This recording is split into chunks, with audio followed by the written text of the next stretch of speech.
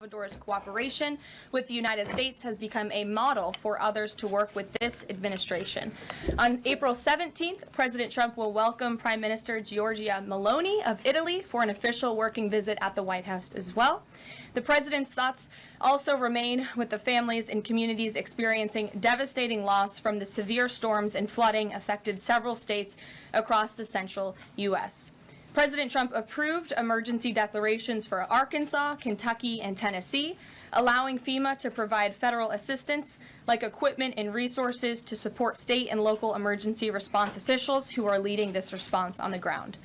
Last night, the Supreme Court delivered a massive legal victory to the Trump administration and allowed us to continue removing foreign terrorist invaders under the Alien Enemies Act. This was a smackdown to a rogue left-wing, low-level district court judge who have relentlessly tried to stop President Trump from using his core constitutional powers as head of the executive branch and as commander-in-chief. The highest court in the land made it clear that the President of the United States has the power to protect our homeland and forcibly remove foreign terrorists who pose a grave threat to families and communities. Thank you to the Supreme Court for upholding the rule of law and protecting the Constitution. Our message to the monster Tren de Aragua and MS-13 terrorists still hiding illegally inside our country is clear. Deport yourself now, or you will be locked up and sent back to your home country. On another matter, the historic Liberation Day announcement last week by President Trump made it very clear that the era of American economic surrender is over. President Trump is no longer going to allow American workers and companies to be ripped off at the hands of foolish trade practices that shipped away millions of high-paying jobs and hollowed out communities across the country. It's America first, all the way. And despite fear-mongering by the media, the world is clearly responding to President Trump's approach. Just yesterday, President Trump held a bilateral meeting with Israeli Prime Minister Benjamin Netanyahu here at the White House. The Prime Minister pledged to immediately eliminate America's trade deficit with Israel and remove their trade barriers. Israel's proactive approach should serve as a model for the rest of the world. Also yesterday, the President spoke with Japan's Prime Minister, who wants to negotiate as well.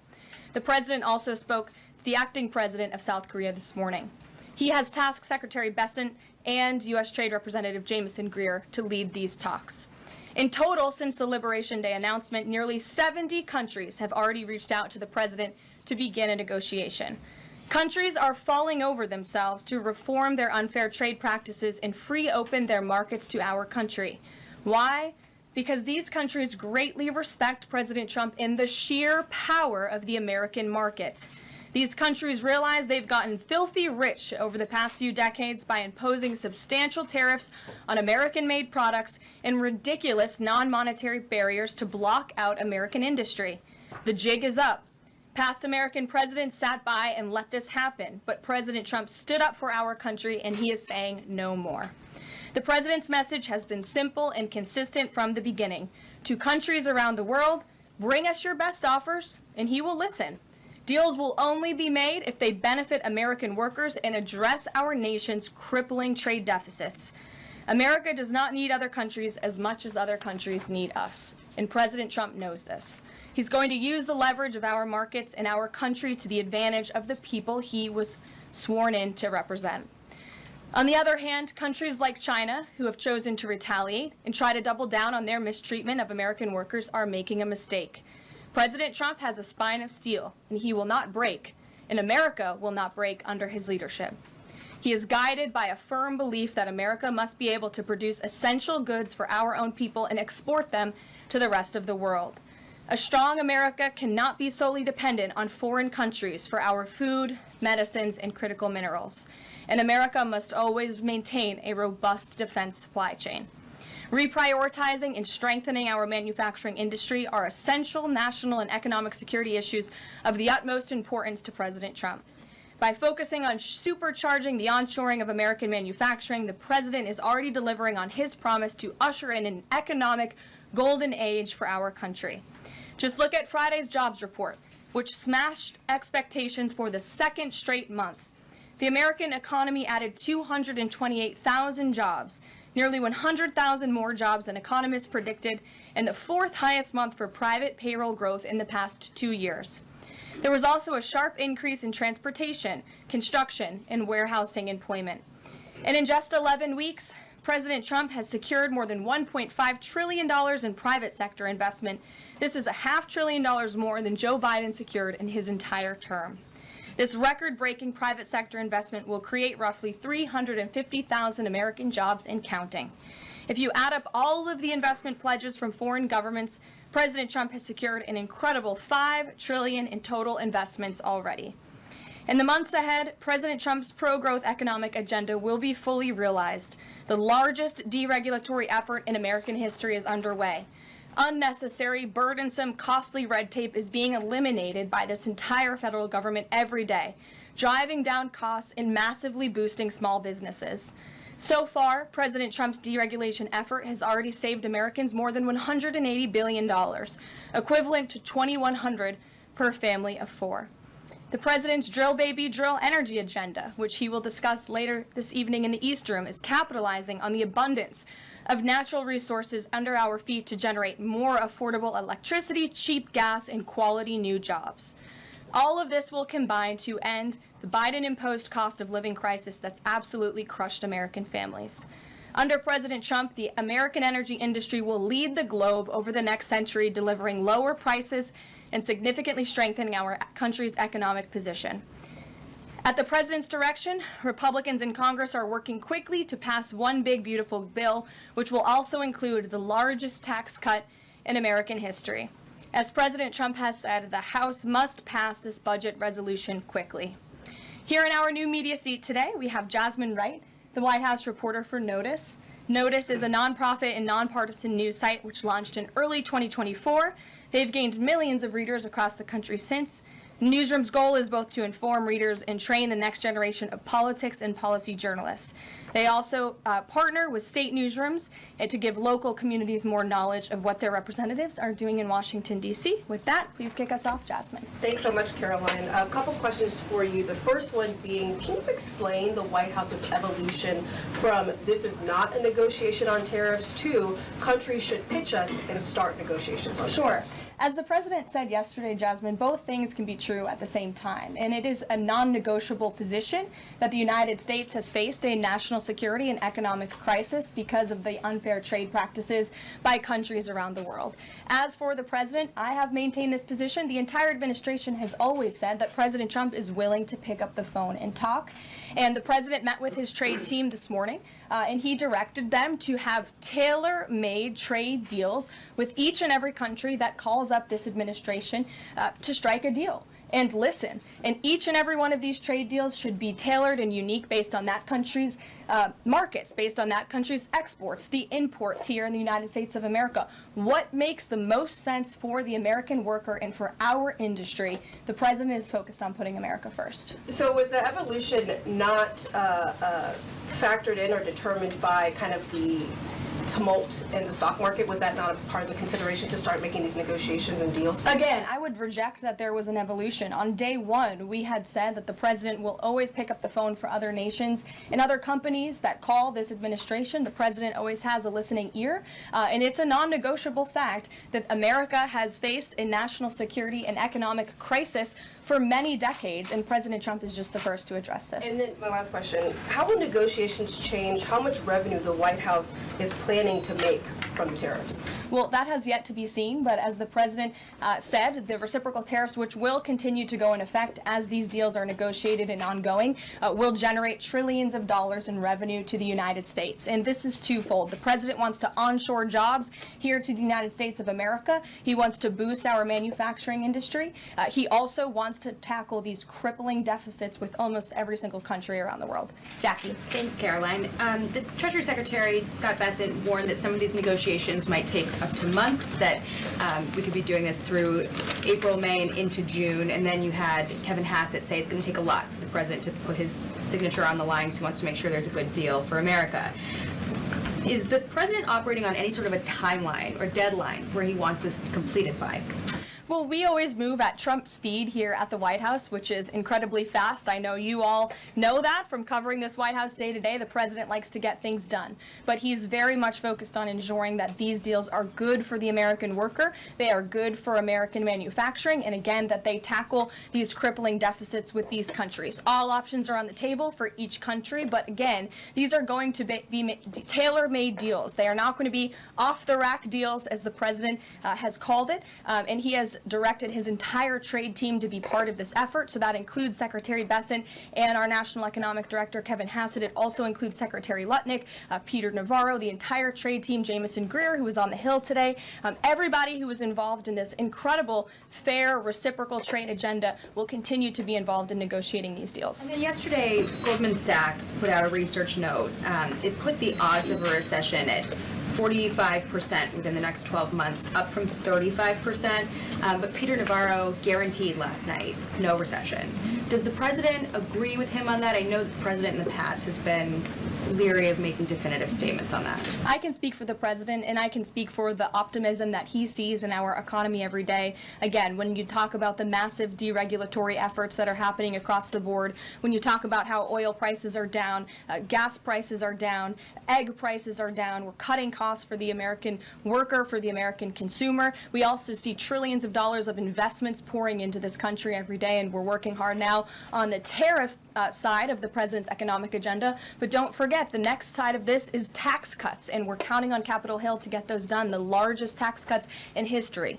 Does that mean that without those tax cuts coming through, that the likelihood of a recession is greater? No, that's not what I said. I'm just saying be mindful of the whole of government economic approach that this administration is taking every day. Sure. Go ahead. Thank you, Caroline. You just said that one of the reasons these tariffs are going into effect is that some countries have been ripping off the United States, but some of the tariffs target countries like Madagascar, Bangladesh, with very high levels of poverty. So can you explain how the president wants to correct the deficit with those countries? Is there a plan, for example, to onshore the textile industry that these countries are known because, and, you know, just like, can you be specific about those, like, low income? Sure. Well, first of all, the reciprocal tariff rates that were implemented by country were focused on the monetary tariff that those countries have imposed on the United States, but also the non-monetary tariff barriers and the regulations, if you will, that have been put into effect over the years, making it harder for America to export to these countries. These were very carefully crafted numbers. There was also a 10% baseline tariff across the board, as well, as you know. Moving forward, the president will talk to any country that picks up the phone to call, and I can tell you the phones have been ringing off the hook, wanting to talk to this administration, this president, and his trade team to try to strike a deal. And it's because the world knows that they need the United States of America. They need our markets. They need our consumer. The president has a lot of leverage on his side because he has the best economy and the best country in the world that he leads, and he knows that. And it's about dang time we finally have a president who uses that economic leverage to benefit American workers. And that's what the president is trying to do. Maggie. Caroline, thanks. Does the president endorse something that Howard Lutnick said on television this weekend, which was that the army of millions and millions of human beings screwing in little screws to make iPhones, that kind of thing is going to be moving to the U.S.? Is that how the president envisions manufacturing shifting? And if so, how long would that take, roughly? The president wants to increase manufacturing jobs here in the United States of America, but he's also looking at advanced technologies. He's also looking at AI and emerging fields that are growing around the world that the United States needs to be a leader in as well. So there's an array of diverse jobs, more traditional manufacturing jobs, as you discussed, but also jobs in advanced technologies. The president is looking at all of those. He wants them to come back home. But iPhones specifically, is that something that he thinks is the kind of technology that can move to the U.S.? Absolutely. He believes we have the labor, we have the workforce, we have the resources to do it. And as you know, Apple has invested $500 billion here in the United States. So if Apple didn't think the United States could do it, they probably wouldn't have put up that big chunk of change. Elena. Hi, Caroline. It's clear the president has found the world's attention with these tariffs. Is he considering at all potentially holding off on imposing some of them before the deadline, or maybe later reversing them because he's having these negotiations and having these good talks with other leaders? The president was asked and answered this yesterday. He said he's not considering an extension or a delay. I spoke to him before this briefing. That was not his mindset. He expects that these tariffs are going to go into effect. And you said something very important, Elena, in your question. You said the president has captivated the attention of the world. Absolutely he has. And it's about time we have a president in the Oval Office who is putting the world on notice and is putting the American people first, and again is using the leverage of the United States to negotiate good trade deals. Just a quick follow-up. There's been some public sparring between Elon Musk and the president's trade advisor, Peter Navarro, on some of these tariffs. Musk actually referred to Navarro today as being, quote, dumber than a sack of bricks. Are you at all, or is the administration, the president, all concerned that this is maybe impacting the public's understanding of these tariffs? It might be messing with the message on it? No, look, these are obviously two individuals who have very different views on trade and on tariffs. Boys will be boys, and we will let their public sparring continue. And you guys should all be very grateful that we have the most transparent administration in history. And I think it also speaks to the president's willingness to hear from all sides, that he has people at the highest levels of this government in this White House who have very diverse opinions on very diverse issues, but the president takes all opinions in mind, and then he makes the best decision based on the best interests of the American public. Tiana. Thanks, Caroline. On Truth Social today, Trump was talking about one-stop shopping talks with foreign leaders, bringing leaders to the U.S., to Washington, and talking to them about tariffs, but also other topics. So is that part of his strategy to bring the leaders to Washington and trying to get deals, outside of tariffs on foreign policy issues as well? I think the president, again, is going to have a custom, tailor-made approach to each and every country. And if that means discussions of foreign aid, of our military presence in these countries, how those troops are paid for, come to the table, that could be part of the negotiation in these economic negotiations. But it's the president's economic team who will be leading these. These are tariff and trade negotiations. And yes, they will be one-stop shopping for each and every country. They will be, as the president said again, tailor-made, not off the rack to each and every country, based on America's needs. And can you confirm? How are you? Thank you so much, Kara from Lynn's LTV. So President Trump has designated Trinidad as a foreign terrorist organization and deported its members while also moving to restrict Venezuela's oil exports. Is the administration preparing additional military or economic actions against Venezuela and the Maduro regime? And my second question is about Supreme Court Justice Amy Coney Barrett. Is the administration have a comment on her decision to go with the liberals and go actually with the Trinidad-Araguas? This is the same justice that actually sided against January 6th hostages last year. So is the administration have a comment? Are they disappointed in Supreme Court Justice Amy Coney Barrett? To your first question, I don't have any actions to read out in terms of Venezuela. The president has imposed secondary tariffs on the Maduro regime and on Venezuela in the form of oil, which is obviously going to have a crippling effect on the Maduro regime, and that's the intended effect of this administration. As for the justice you mentioned, as for the Supreme Court, we've made our feelings very clear. We believe this was a massive victory. Certainly, we wish this was a 9-0 decision because we firmly believe that the president was well within his constitutional authority, and the Supreme Court made that very clear last night, and they put Judge Boasberg in his place. We called on the Supreme Court to rein in these judges who are acting as judicial activists, not real arbiters of the truth and the law, and that's exactly what we saw the Supreme Court do yesterday. Christian. Thanks, Caroline. Now that the president's reciprocal tariffs are here, going into effect tomorrow, what's the status of the ERS? When will they actually start collecting revenue? And will that be nested under CBP or somewhere else entirely? Something Secretary Lutnick has taken up, so I defer you to the Department of Commerce, but it's something that he and the president believe quite strongly in, and it's a promise that they intend to keep to the American people. Real quickly, can you explain why the president opted to send Secretary Hegseth to the Dignified transfer last week instead of attending himself? Sure. The Secretary Hegseth was there to represent the administration. The president has expressed his condolences to these families, as have I from this podium. Shelby. Thank you. The president's trade representative this morning told senators that the president does not intend on carving out exemptions for products and companies when it comes to tariffs.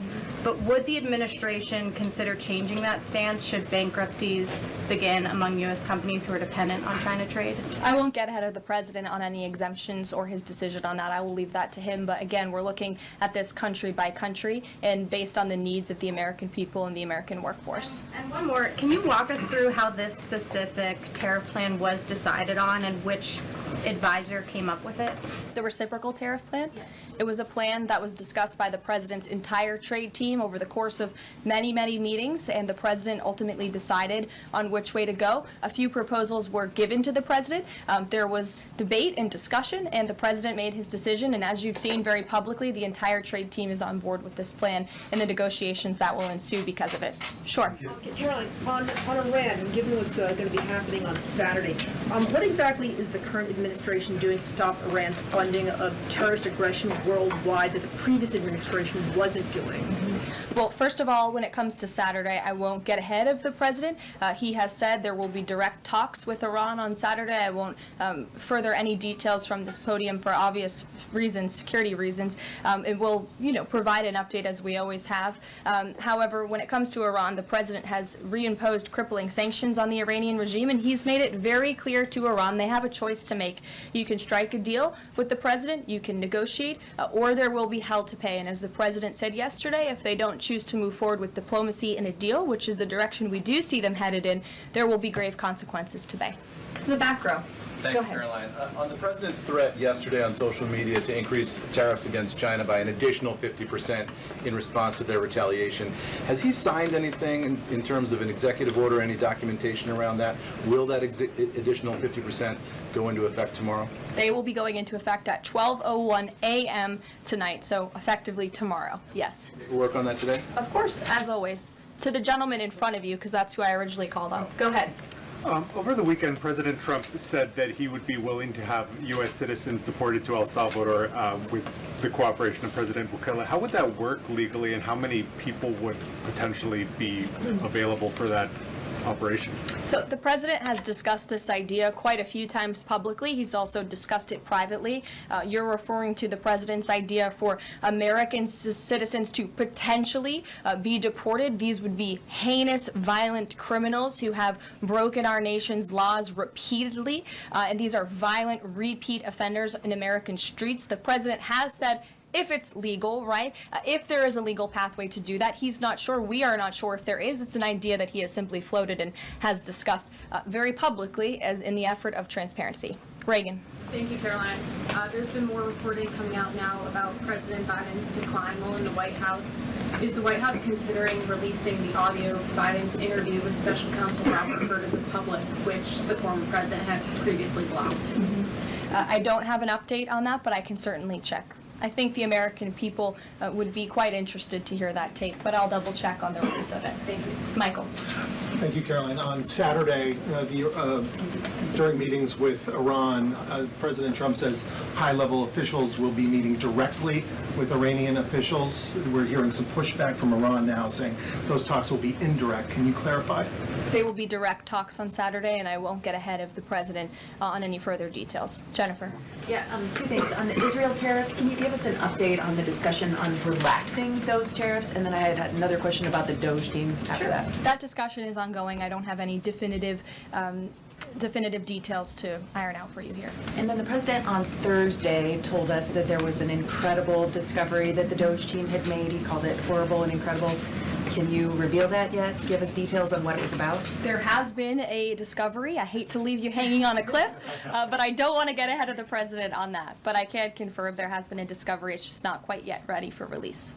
Sure. Go ahead. Caroline, thank you. I was calling on the young lady behind you, but I'll come to you after, Ed. All right. Not discriminating here. The president is meeting today with House Republicans. Can you say who is in that meeting and his message to Republicans that are skeptical of the Senate-passed budget framework? Sure. The president will be meeting with Republican lawmakers today here at the White House to talk to them about the framework that the Senate passed. The president was very quick to put out a statement about his support for the reconciliation package that the Senate passed, and he is counting on House Republicans to pass it. The Republicans received an overwhelming mandate from the American public to govern. We have an extraordinary opportunity. There are key promises that the president made to the American people in this bill: tax cuts, securing the border, deregulation, unleashing the might of American energy. These are good things for the American people. The president wants to see this get done, and that's why he's engaging with lawmakers today. Just a quick follow-up on tariffs. Kevin Hassett said today that the administration is prioritizing talks with Japan and South Korea, other trading partners. Are there other countries on that list that you guys can name publicly that you're having serious discussions with? Sure. As you have heard from various administration officials, myself included, there have been nearly 70 countries that have reached out to the administration last time I checked, but again, I hear the phones are ringing off the hook. There are foreign leaders who want to fly to Washington tonight and get on a plane to negotiate with this country, which shows you the leverage that the president is using. It shows you the rest of the world needs the United States of America to do business with. Israel, obviously, yesterday you heard a public statement from Prime Minister Netanyahu. The president has detailed his calls with the leaders of Japan, in South Korea. We are going to prioritize our allies and our partners around the world first when it comes to these negotiations, and the trade team will be divvying them up again to make tailor-made trade deals around the world. Ed, go ahead. As promised. Yes, thank you. You mentioned the 70 countries or so. I'm curious, though, under what conditions at this point would President Trump talk to President Xi about tariffs? Look, I just spoke to the president about this, and he believes that China wants to make a deal with the United States. He believes China has to make a deal with the United States. It was a mistake for China to retaliate. The president, when America is punched, he punches back harder. That's why there will be 104% tariffs going into effect on China tonight at midnight. But the president believes that Xi and China want to make a deal. They just don't know how to get that started. And the president also wanted me to tell all of you that if China reaches out to make a deal, he'll be incredibly gracious, but he's going to do what's best for the American people. So China has to call first? The Chinese want to make a deal. They just don't know how to do it. But the president will be implementing these 104% tariffs on China tonight. And under what conditions might he consider lowering tariffs on China at this point? It would be imprudent of me to tell you those conditions here from the podium. Sure, Gabe. Thanks, Caroline. With regards to the Supreme Court ruling on the Alien Enemies Act, you're right, it was a win for the administration, but the justices also said that deportees are entitled to due process. Does the administration agree with that? That's not quite true, Gabe. They said that they are entitled to a habeas petition, and we are going to continue to comply with the law, and we are wholly confident that every single person that has been deported under the Alien Enemies Act, every person that will continue to be deported under the Alien Enemies Act qualifies for that deportation. NBC News is reporting that the administration is considering drone strikes on drug cartels in Mexico. We're citing several officials. This morning, Mexico's president was asked about that, and she said that we reject any of those actions. Your response? I saw that reporting. I don't want to confirm it from this podium. I don't want to comment on it because I'm not sure, but I would defer you to the National Security Council. So you haven't confirmed the report, but with Mexico's president saying that she rejects any of that, what would your response be? How is the relationship then between Mexico's president and the White House right now over targeting drug cartels? Well, first of all, the relationship between President Sheinbaum and President Trump is quite good, and I think both world leaders would tell you that. The president has been engaged directly with President Sheinbaum on a number of different topics, particularly when it comes to clamping down on the Mexican drug cartels, on clamping down on illegal immigration, human trafficking, drug trafficking through our southern border. She's taken significant steps towards doing that, but as for that specific report, again, I'm not going to comment. Caroline, two questions on trade. First, as a part of these negotiations, is it possible for countries to lower their tariffs below that 10% bare minimum that's been set? Again, I'll leave that to the president to make those determinations, but I can tell you that 10% universal baseline will go into effect as these negotiations are ongoing. Got it. And then what is your thinking just as far as low labor cost countries? Like if you've got a country like Vietnam that wants to negotiate, but obviously they have some advantage advantages in terms of trade, in terms of the people there are not paid as much as American citizens.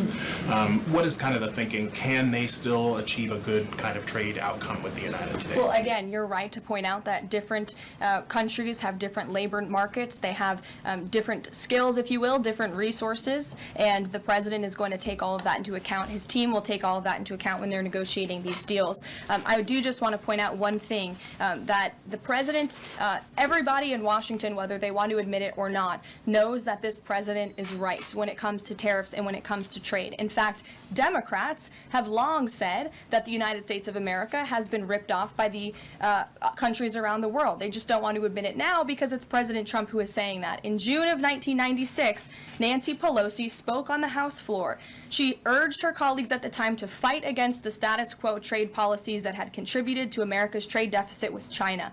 In fact, Nancy Pelosi said, how far does China have to go? How much more repression? How big a trade deficit? How many jobs have to be lost for the American workers?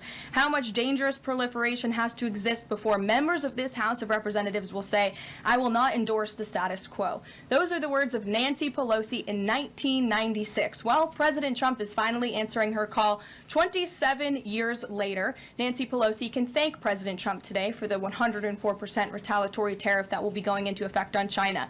In 2007, Chuck Schumer spoke of our nation's crippling trade deficit, saying these are the kinds of records the American people don't want us to be breaking. The administration needs to move beyond words, take action now to reverse a trend that threatens our prospects for future economic growth. And Chuck Schumer said that in 2007. Finally, in 2025, President Trump is taking action. Recently defeated Democrat Sherrod Brown said on deficits in 2012 that our deficit then at China had reached an all-time high, and it was on pace to recede last year's record. The trade deficit had cost American workers millions of jobs at the time. These are the words of Democrats years ago. It is about time America finally has a president who is taking action to restore those millions of jobs back to the United States of America, to boost our manufacturing industry. He's doing what's right for the American people. It will take a lot of labor. It will take a lot of effort. But that's exactly what the American people elected this president to do. He will be talking about our energy agenda at 3 o'clock today over in the East Room. As you all know, he will be signing a bill to unleash the might of our beautiful, clean coal industry in this country, which is a reliable energy source also for AI. There's a great story in Bloomberg today, actually, about the executive order that will be signed later. So we'll see you all there. I'll let the